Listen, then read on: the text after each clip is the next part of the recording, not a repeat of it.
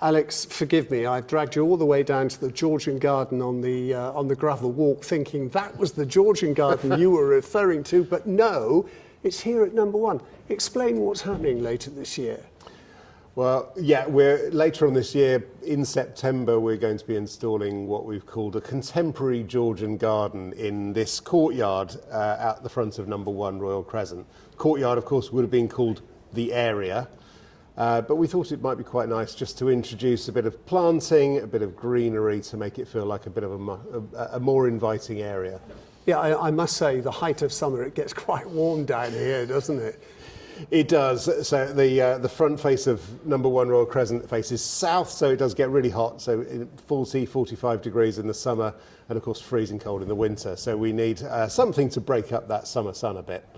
When Mr. Wood finished this particular crescent, would there have been gardens as such at basement level in the courtyards?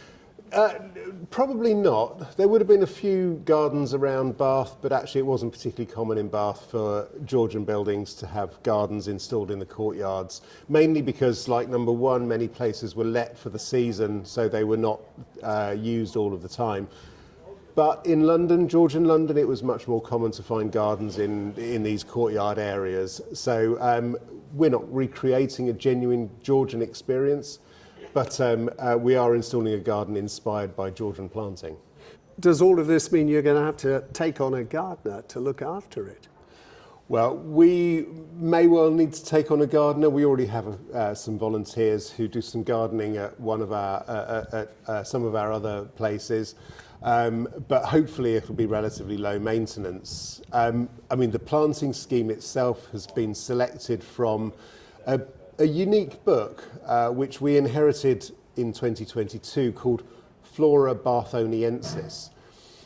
This is an amazing catalogue of plants, quite a dry read because it is a catalogue of plants, but it was recorded by a person called Charles Cardale Babington, who ended up taking on the chair of botany at the University of Cambridge. But having finished his master's degree at Cambridge, he moved to Bath for a couple of years, walked the hills around the city, and he recorded all of the different plants that he found.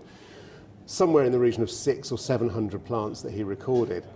So we've used this record to inspire the choice of planting. So what you will see in this garden are plants that would have been seen in the landscape from number 1 Royal Crescent soon after it was built. We've been working with Grant Associates, brilliant Bath-based organisation, really well known internationally for all of their work. Singapore Hanging Gardens, no less. The Singapore Gardens by the Bay, and working in various different countries around the world. But thankfully for us, they also take on very small commissions like our ones. But we also, we know that what we're putting in will have a really long season of flowering when it does take a hold. So it's intended to bring a bit of colour and vibrancy to this area. It's going to look fantastic. While we're being positive about Bath Preservation Trust, I hear developments at the Museum of Bath Architecture. We've been creating these plans over the last 12 months, both for the garden here, but also the Museum of Bath Architecture in the Countess of Huntingdon's Chapel on the Paragon. And we are about to start work on that building as well. Quite a modest intervention for us, but we know that the building needs some love and care. So amongst the plans, we want to be putting accessible toilets on the ground floor, and so there's level access from the street right the way into the chapel. We also, it hasn't been decorated in 50 years.